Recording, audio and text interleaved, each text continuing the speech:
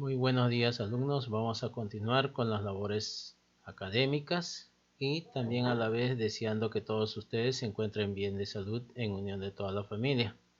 Ya saben, no hay que exponernos muchos a este trágico suceso que está sucediendo en nuestro país. Así es que, alumnos, ¿qué es lo que están viendo acá ustedes ahorita?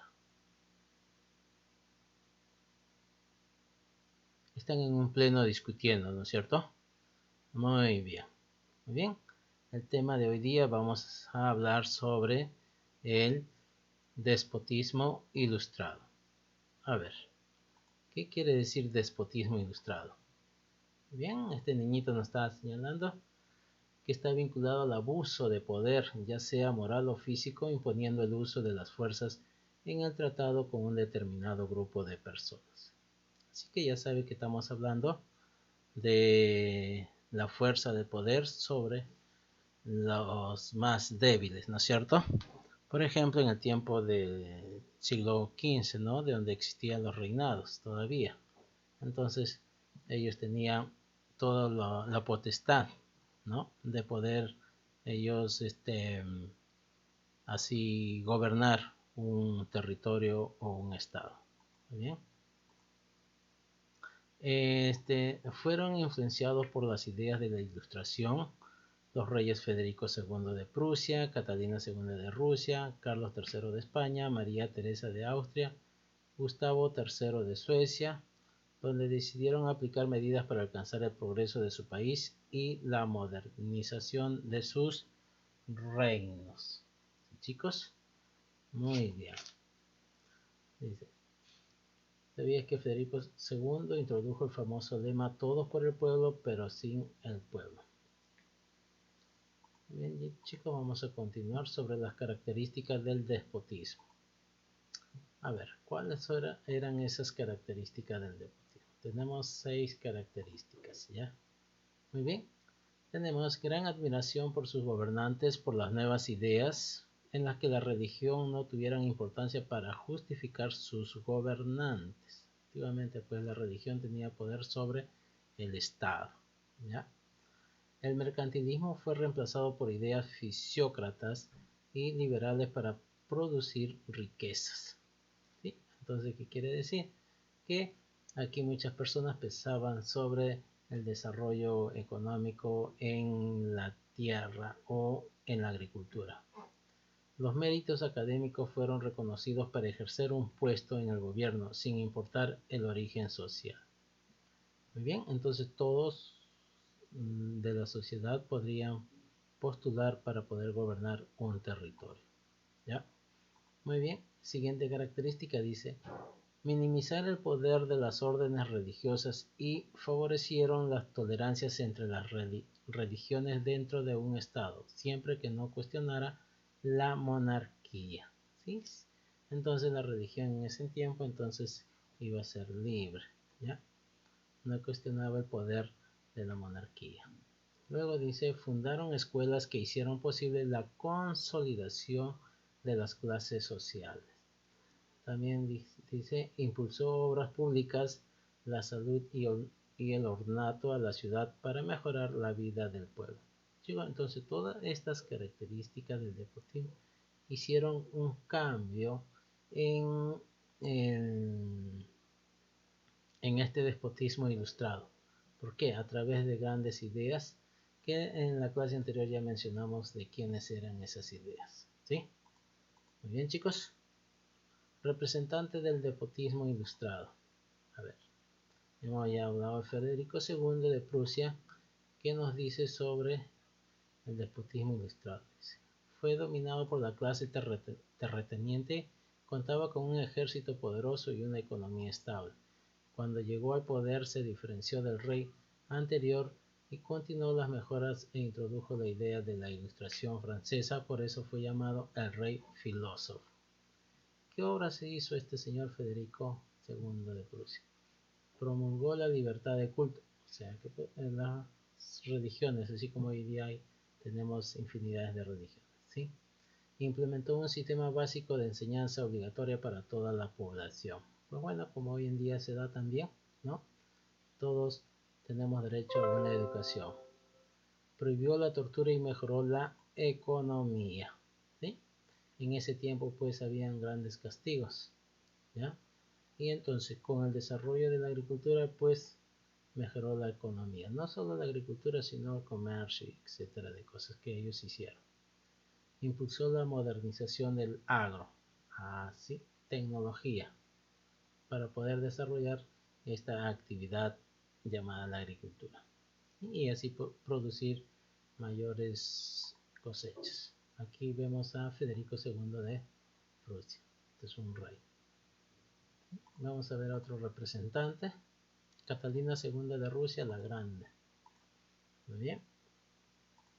En el año 1762, la zarina Catalina, aliándose con los nobles rusos que odiaban a su esposo el zar Pedro III, organizó un complot y los depuso convirtiéndose en la emperatriz Catalina II.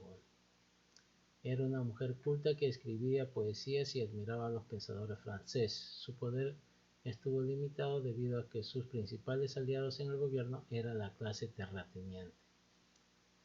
Esta señorita impulsó la modernización del Estado en diversos sectores. Restó poder a la Iglesia ortodoxa, tolerancia religiosa. Implementó escuelas estatales para muchachos nobles. Llevó una fuerte política de vacunación, siendo la primera y anexó grandes territorios a Rusia, convirtiéndose en un gran imperio. ¿Cierto? Muy bien. Esta es Catalina II de Rusia. ¿Por qué dicen zarina? Porque en Rusia son los zares, gobiernan los zares, ¿no? Muy bien. Carlos III de España. Ahí está, Carlos III de España. ¿Qué nos dice en este despotismo ilustrado? Muy bien. Se rodeó de ministros de gran capacidad y aplicó medidas para reducir el poder de la Iglesia. ¿Por qué? Porque en ese tiempo la Iglesia tenía poder económico. ¿A través de qué se daba ese poder económico? A través del diezmo, ¿no es cierto? Modernizó las principales ciudades y disminuyó las atribuciones de los nobles. También aumentó la presión fiscal y abolió el monopolio comercial. ¿Qué quiere decir monopolio comercial? Que solo se daba entre dos países, ¿no es cierto? Muy bien. En América estimuló la industria nacional y ordenó la expulsión de los jesuitas, quienes habían ganado mucho poder en la colonia. O sea, estamos hablando de un nuevo continente llamado América. ¿Sí? Estos señores llegaron acá a predicar la palabra de Dios, pero ya tenían tanto poder, por eso este señor ordenó que lo expulsara. ¿Sí? En política exterior firmó un acuerdo con Francia para contener el avance inglés. Muy bien, este señor también veía que estos señores ingleses estaban teniendo poder y por eso se firmó un acuerdo con Francia para poder derrotar a los ingleses. Bien, chicos, muy bien. Los primeros estados modernos. A ver, la modernidad se remonta a partir del siglo XVI, con los grandes descubrimientos geográficos. Aquí ya estamos hablando de la edad moderna. ¿Ya? Pues aquí habían grandes ciudades, grandes avances científicos y tecnológicos, etc. Como por ejemplo vemos el descubrimiento de América que se dio en el año 1492 por Cristóbal Colón, ¿sí? A través que él utilizaba instrumentos tecnológicos como poder guiarse con la brújula, ¿sí? Armas, etcétera, etcétera. Aquí vemos que llega a este nuevo continente Cristóbal Colón, con sus tres carabelas, la Niña, la Pinta y la Santa María. Muy bien. La revolución científica en el despotismo ilustrado. Muy bien. A partir del siglo XVII, los científicos como Nicolás Copérnico e Isaac Newton promovieron una concepción moderna del mundo y de la ciencia contraria a la doctrina cristiana. Estos estados modernos se apoyaban de sus instituciones para lograr gobernar, ¿no es cierto? Con estos avances científicos, estos señores podían gobernar todo un territorio, ¿sí? A través de la justicia, de la burocracia y el aspecto financiero. La justicia, recuperación de algunos derechos impulsados por los burgueses, el derecho a la propiedad privada, Así empezó una economía feudal a la economía de carácter capitalista. ¿Sí? Entonces, ya aquí la población, ¿sí?, en su mayoría ya eran propietarios de un territorio o de terrenos. Entonces así empezó a salir el feudalismo, ¿sí?, los señores feudales. En burocracia. Para consolidar el poder, el Estado buscó mediadores y burócratas. Se contrató a funcionarios con preparación para desempeñar como servidores públicos. O sea, cualquiera no podría ingresar a gobernar, sino aquellas personas que tenían conocimiento, ya sabían hablar para poderle así explicar y hacerle entender a las personas que cómo se iba a poder desarrollar en el sistema económico, político, etcétera, religión, etcétera, etcétera. ¿Sí? Aspectos financieros. La riqueza y poder de un Estado se medía por la cantidad de metales preciosos que acumulaba. Buscaron a través de la recaudación de impuestos. ¿Sí, chicos? ¿Qué quiere decir esto? Que, por ejemplo, los españoles cuando llegaron acá a nuestro territorio, ¿qué es lo que hicieron ellos? Se llevaron toda nuestra riqueza, ¿sí?, sobre todo el oro y la plata. ¿Qué dice acá? Metales preciosos que acumulaba. ¿Sí? ¿Dónde acumulaba? En España. ¿Por qué? Porque ahí estaba el rey de España, ¿cierto? Muy bien. ¿Buscaron a través de la recaudación de impuestos? Claro, cuando ellos ya estaban acá colonizados, lo primero que hicieron era cobrar impuestos a los indígenas, ¿no es cierto? Y así obtenían ¿qué? Poder económico, ¿no es cierto? La mentalidad económica moderna.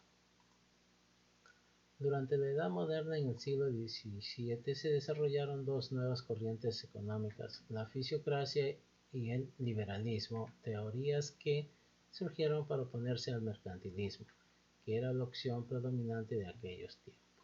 Muy bien, ¿qué nos quiere decir la fisiocracia? Que fue una corriente económica que intentó aplicar el método científico, afirmaba la existencia de una ley natural por el cual el buen funcionamiento estaría asegurado sin la intervención del Estado. Su idea central era dejar hacer, dejar pasar. La fisiocracia sitúa la agricultura como base de la riqueza material de un país. Calificaron de estériles las actividades como la manufactura o el comercio, donde la incautación sería suficiente para reponer los insumos utilizados.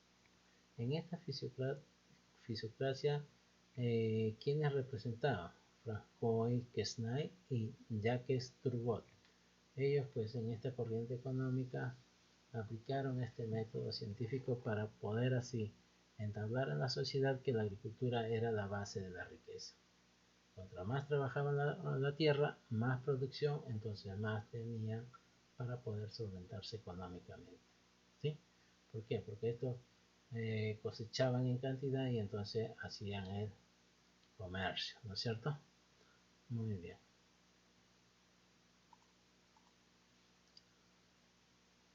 La economía liberal fue promovida por Adam Smith y David Ricardo. Para el liberalismo, la economía se rige por el libre juego de la oferta y la demanda, lo que estamos pasando hoy en día, ¿no es cierto?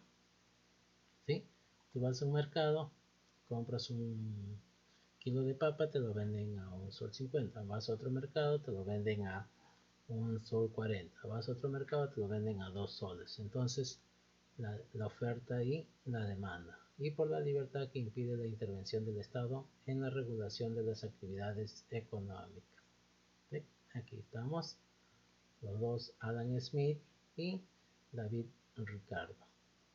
Chicos, que ellos nos hablan sobre la economía liberal.